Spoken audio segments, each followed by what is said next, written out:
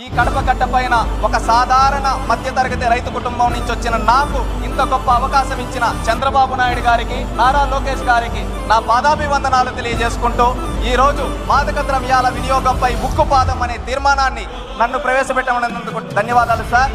ఈ రోజు ఒకటి చెప్పదలుచుకున్నాను సార్.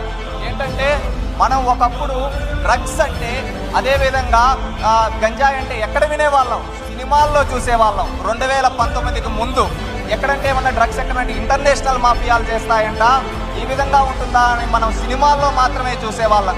కానీ గత పాలకుల యొక్క నిర్లక్ష్యం వల్ల అది మన జిల్లాలు దాటి, నియోజకవర్గాలు దాటి మన గడప దాకా వచ్చింది.